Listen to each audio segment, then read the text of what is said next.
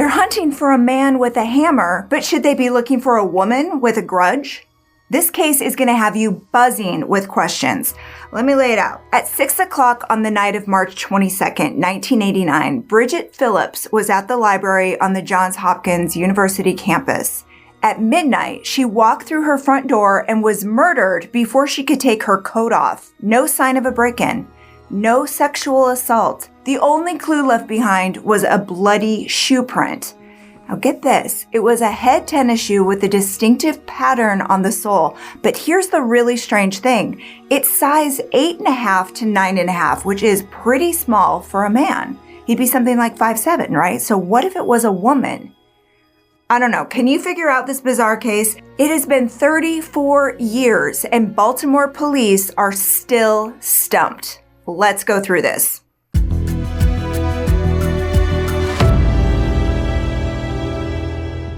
Hey, thanks for watching True Crime Recaps. I'm Amy, and I have not been able to stop thinking about this one. So let's start at the end.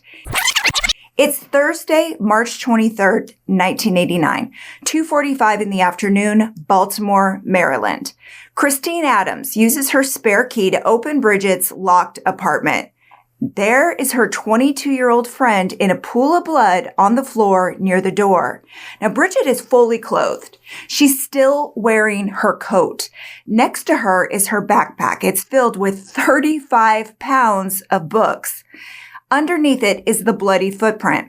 Now, the FBI says it's a head edge athletic shoe, no bigger than 9.5. Back in '89, head was a favorite of tennis players. Bridget played tennis. She was pretty good too, by the sounds of it. Actually, she was pretty great at everything she did. This girl was beauty and brains. She spoke 6 languages. She was a National Merit Scholar. She studied 15 hours a day, but she still found time to host weekly brunches at her apartment for classmates.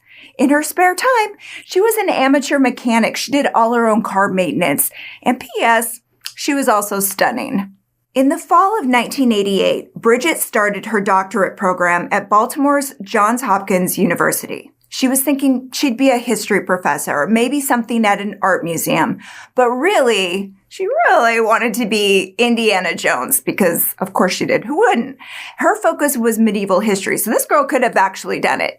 Johns Hopkins was her dream school. I mean, she sent her parents a postcard of Hopkins with the words, "Here it is, Mom and Dad, the school of my dreams." She had everything to live for. And then someone took it all away.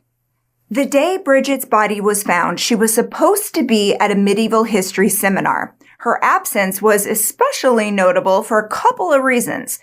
She was one of only 2 people enrolled in that seminar. Christine Adams, the friend who found her, was the other one. So when Bridget didn't show, Christine volunteered to go over to her apartment because maybe Bridget forgot. See, it was spring break that week. Typically, class would have been canceled, but this professor wanted to meet anyway. So Bridget lived on the 2nd floor of a 6-unit building, just a 10 to 15-minute walk from campus. Christine, she had a spare key because she stayed over at Bridget's sometimes. She lived normally, typically during the week, with her husband in Virginia, just about an hour or so away. But the girls met about 8 months before Bridget was murdered. Now, it wasn't unusual for Bridget to offer her new friend a place to stay. This girl didn't have an enemy in the world, at least not that anyone knew of, because Bridget was that type that never met a stranger. You know what I mean? She was trusting to a fault. And police think that Bridget knew her killer, probably even walked into her apartment with them. So who did she meet up with that night? Well, Bridget was a fixture at the Milton D. Eisenhower Library on campus. She spent so much time there that it's no surprise the library was the backdrop for a little bit of boy drama. So Bridget had her fair share of dates, but there was no one serious. And not to her. At least 2 men felt differently. And apparently she got into heated arguments with an ex and a rejected admirer in the library stacks. 2 weeks before her murder, Bridget told her mother someone was bothering her at the library, warning her not to date anyone else. According to the Baltimore Sun, her mother remembered Bridget saying that this man was repulsive, which seems like pretty harsh words for a girl as sweet as Bridget. But her mother was like, Can you please ask a security guard for help? But Bridget told her, don't worry, I've got this. And when she asked her about it later, Bridget said it was taken care of. But was it? The police focused on these two men after her murder, but nothing came of it. Wednesday, March 22nd, 1989, 6 p.m. Bridget walks across campus with her advisor. They just met about some concerns that she had about her heavy class load. Oh, he's moving toward his car and then he's headed home and she heads for the library. She's carrying that backpack loaded down with books. But her advisor, whose name has not been published, tells the Evening Sun the last thing he said to her was in Latin, "To the stars through difficulties." So friends saw her at 6 outside the library doors. She says she's there to study. And that is the last verified sighting.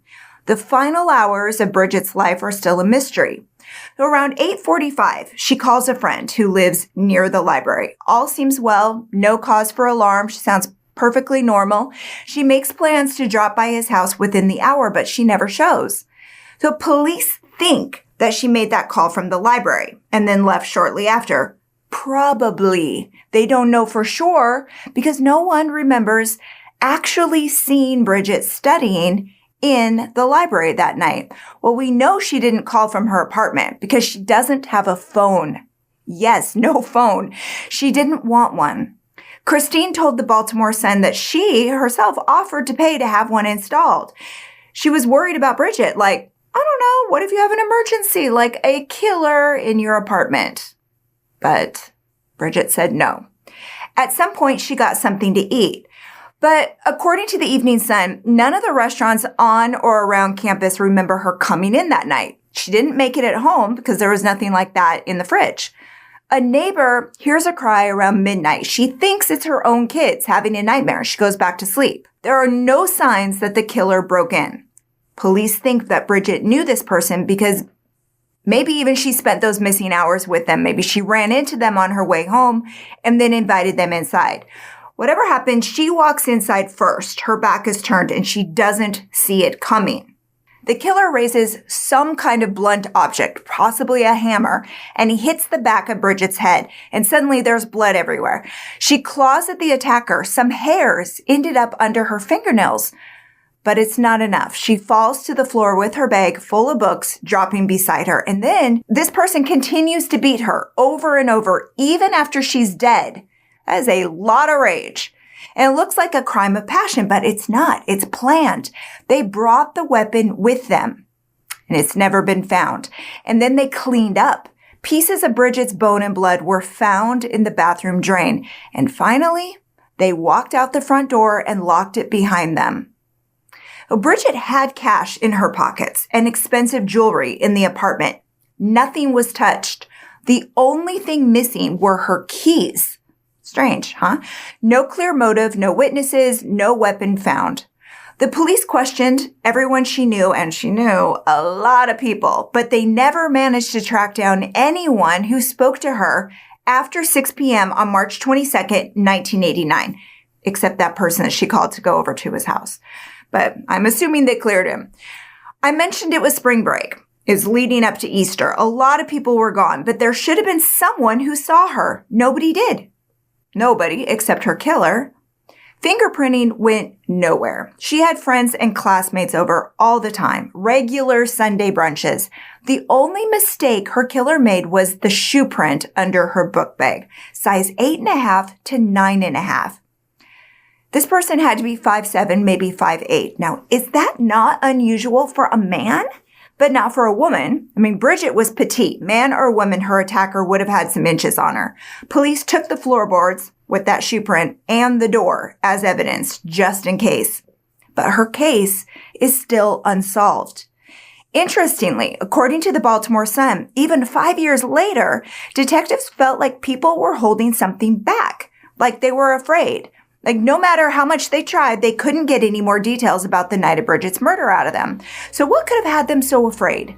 If that's true, why has no one come forward, even now, 34 years later? So what about motive? Jealousy? Rivalry? A romance? Rejection? What about the DNA from the hair under her nails? It's not clear what happened to that, if testing is an option today. I feel like we need to organize a carpool and go to Baltimore and investigate. I can't shake this one. What is your theory? And that's your recap. Thanks for hanging out with us today. If you like getting all the crime in half the time, go ahead and tap that subscribe button and the bell so you never miss a story. We're here Wednesdays, Saturdays, and Sundays, but don't go away. Catch up on more recaps right here, right now. Until next time, take care.